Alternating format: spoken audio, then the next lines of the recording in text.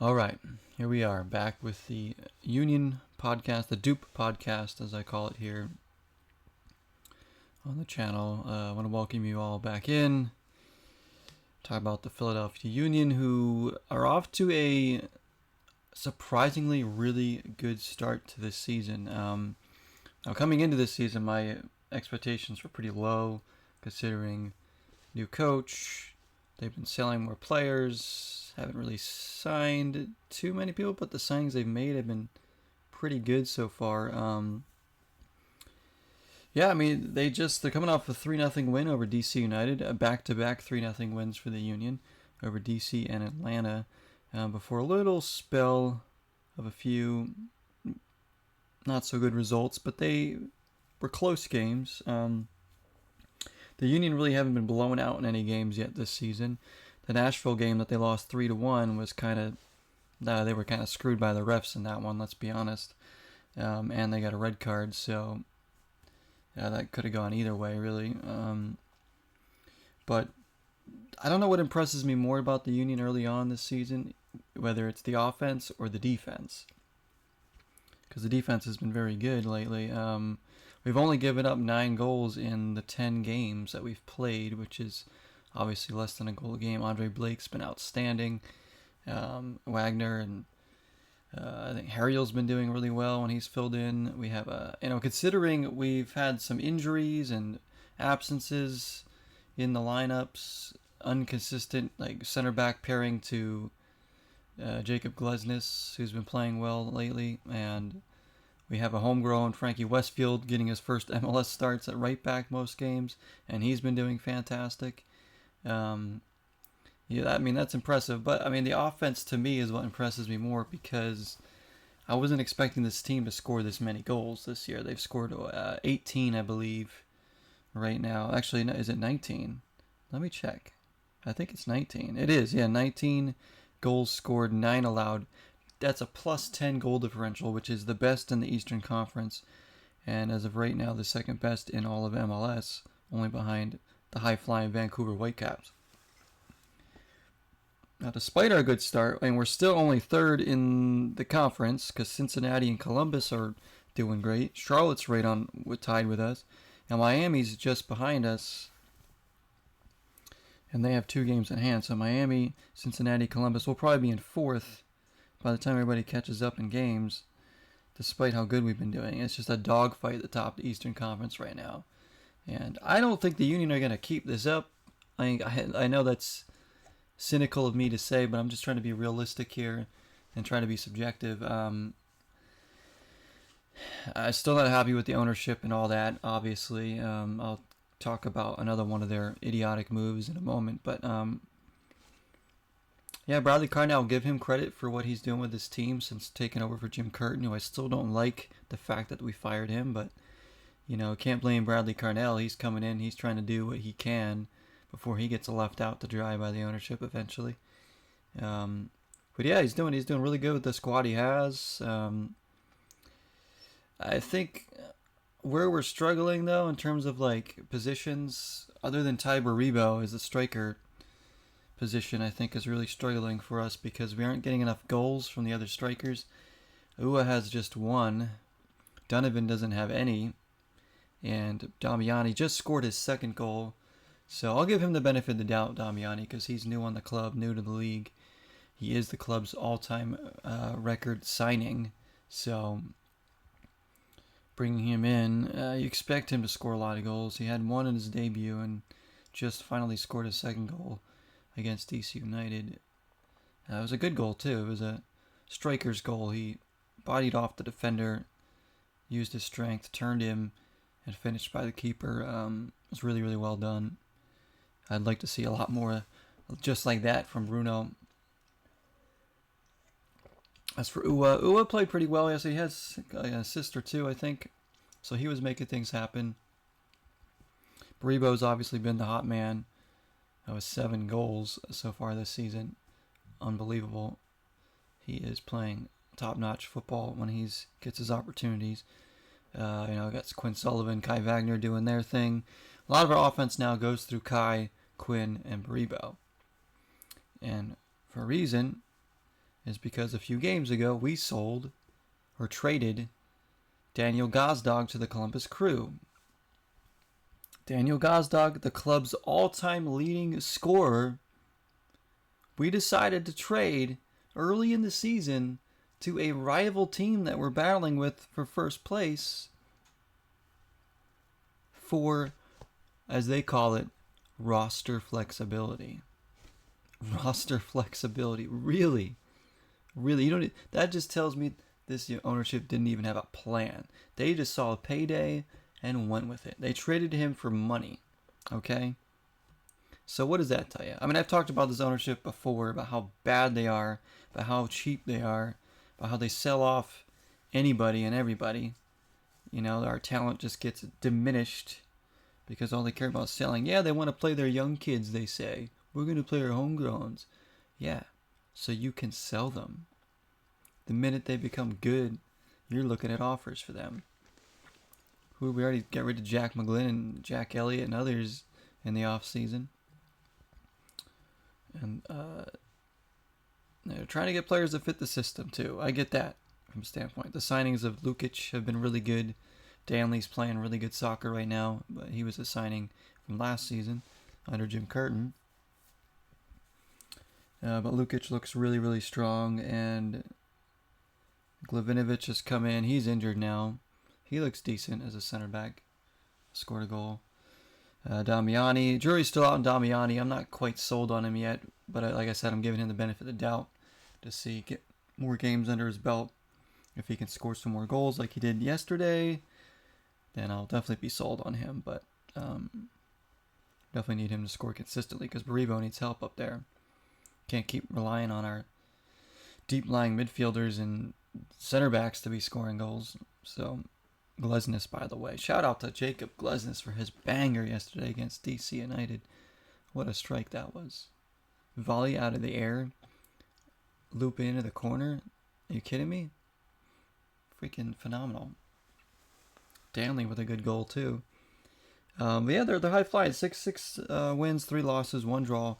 I really couldn't have dreamt of a better start for this club this season. They went to Miami, Messi's Miami in a game, and only lost 2-1. They battled in that game. They played pretty well. Probably deserved something from that match. You know, they're scrappy. We're never out of it.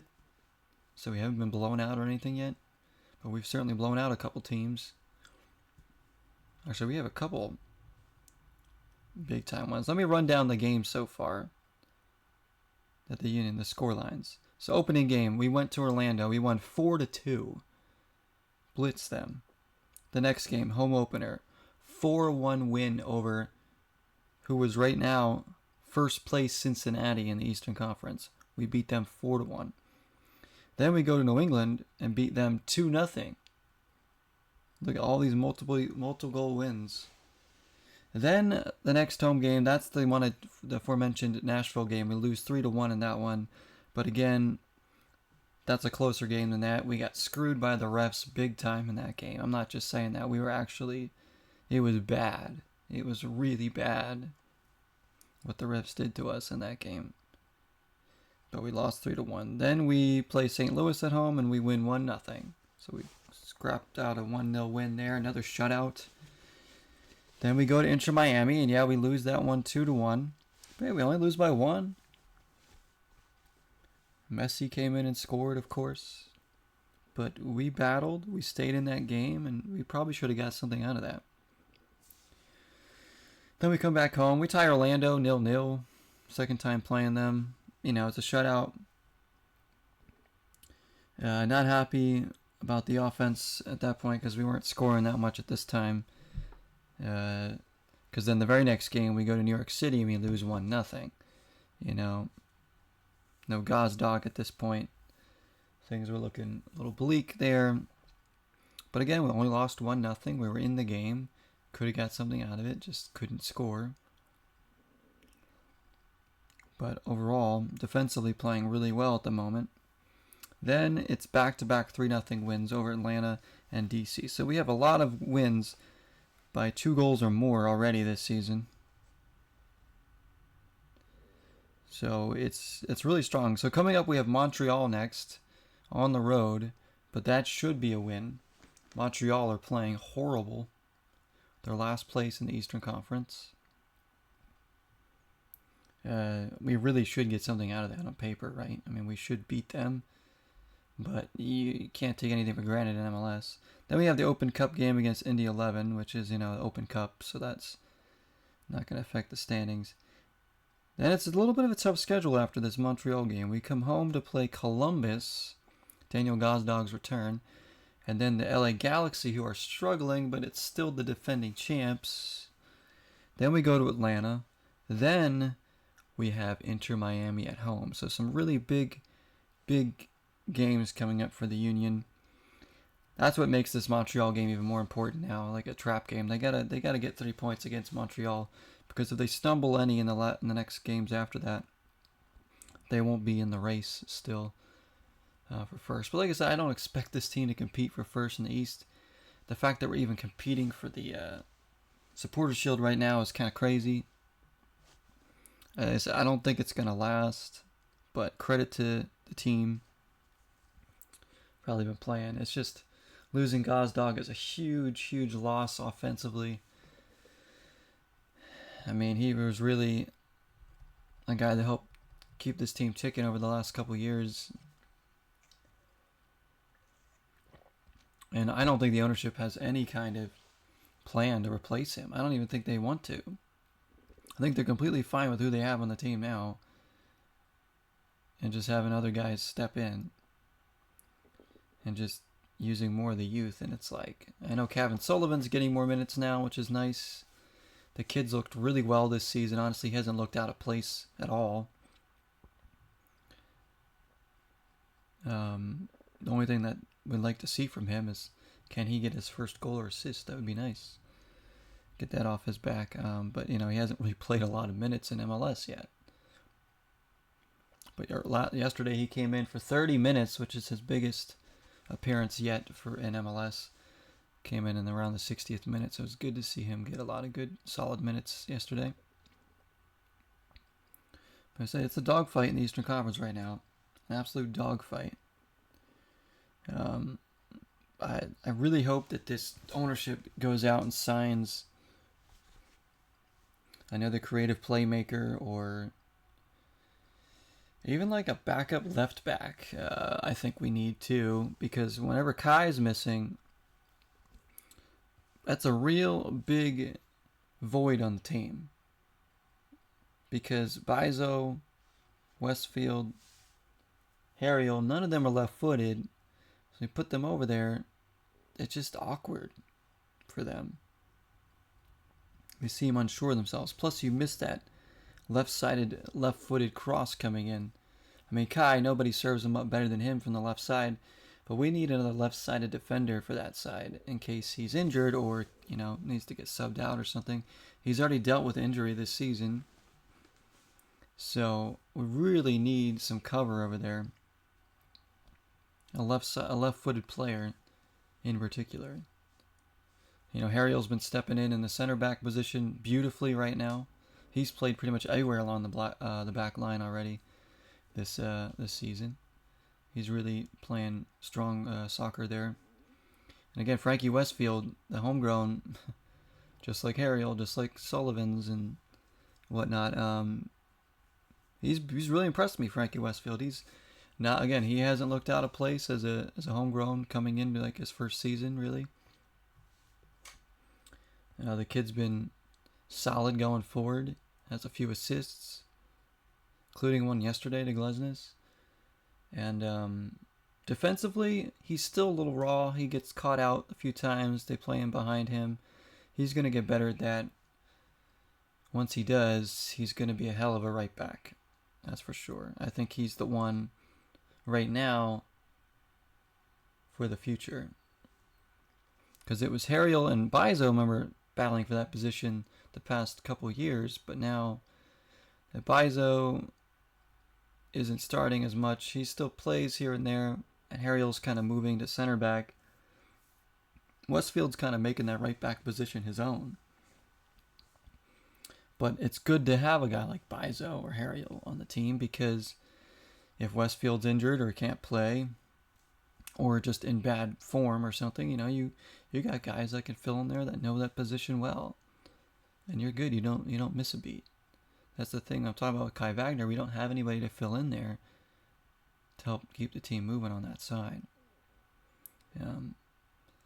We still have a veteran like Bedoya on the bench, Bueno. Other than that, it's a lot of young players on the bench there that haven't played much. Donovan's getting a lot of minutes this season, probably because he brings that high energy up top, and Carnell, obviously, that fits his system to a T. Like I said, I'm very, very impressed with the team. I'm still skeptical about how much the team's going to sustain this, because it's a long season, and obviously we don't have nearly as much talent as most teams. They don't spend the money on that.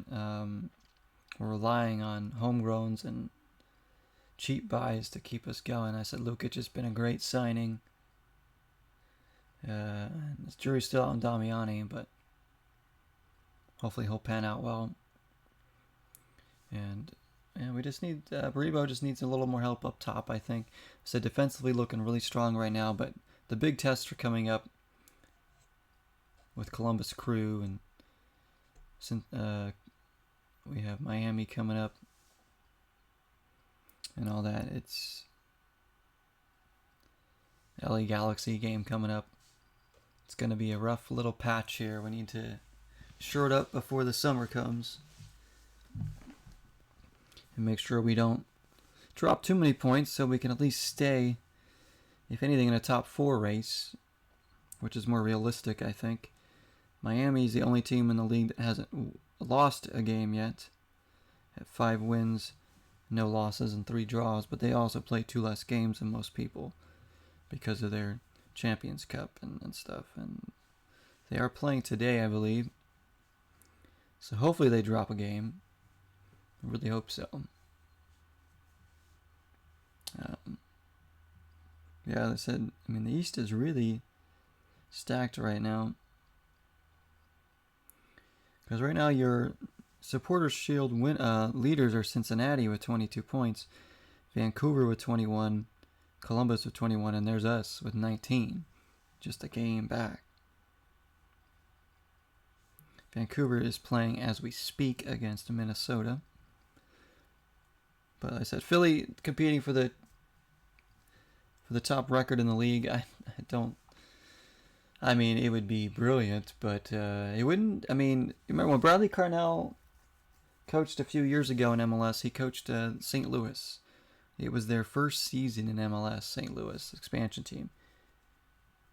They finished first in the Western Conference under him. Now, they didn't really make noise in the playoffs, but they still finished first. Then they started coming down to earth the next season, and I believe he got fired, probably a little bit too fast. And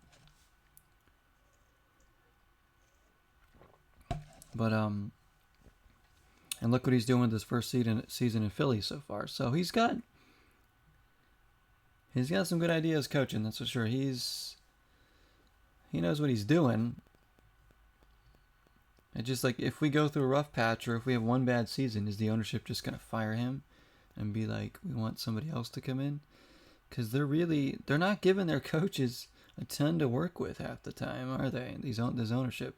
Like I said, I've spoken loudly about how I feel about this ownership. There's not really much more I can say that I haven't said before.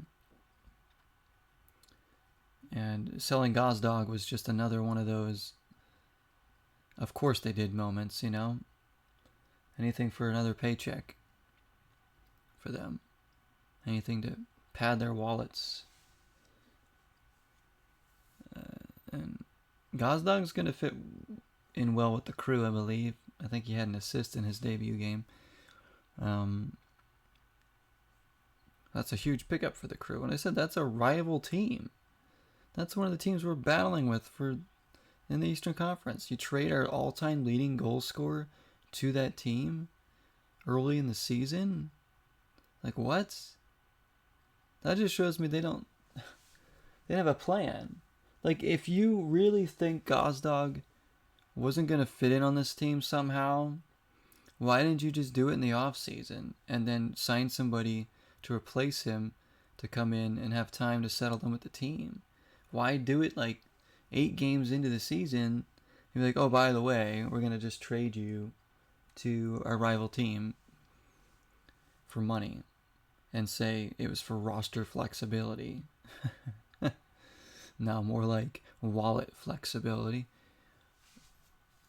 I mean, it just doesn't make sense. That just shows me they didn't have a backup plan.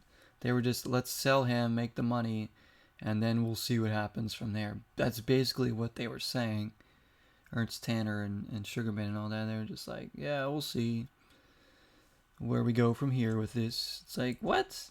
You literally just sold our club's all-time leading scorer.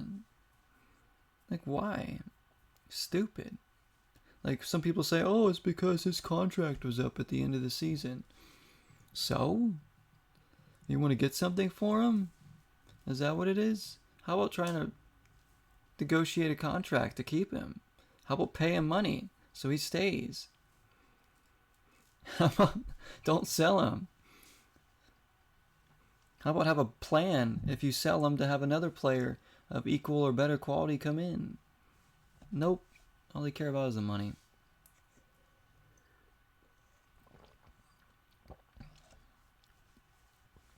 And I'm sure they're already looking at offers for other players. I'm just waiting to see who's next. That's just our cheap ownership. We just have to, you can't really get attached to players in the union anymore. You just can't. Because you know, if they are good, or even like start playing really well, or get an offer, you know, they're going to be gone. They're going to be gone. It's hard to get attached. There's a few players that have been on the team for a while now, you know, but a lot of players that they brought in who were huge impact on the team, they just get rid of. Or homegrown players that they bring up and start to play well, they just sell them off to Europe or wherever. Your Brendan Aronson, your Paxton Aronson, Jack McGlynn, Mark McKenzie, Austin Trusty, all these guys that they used to have that are now playing elsewhere, high-level clubs and stuff. And now Kevin Sullivan, we know he's already sold to Manchester City when he turns 18. So the cycle continues. And I get it, it's a business, right? You need to make money, of course. But it just seems like that's all they're trying to do. They aren't caring about the actual results or, you know, winning trophies. This club won't win MLS Cup if we can't put out the talent to do so because the ownership's not willing to pay for it. You know, there's only, your homegrowns can only take you so far. You know, we always lose to teams that we are inferior to because they have like, they spend like $1 bajillion on quality players, and we're like, here's our homegrowns going up against you. It's like, what do you expect? Of course we're going to lose.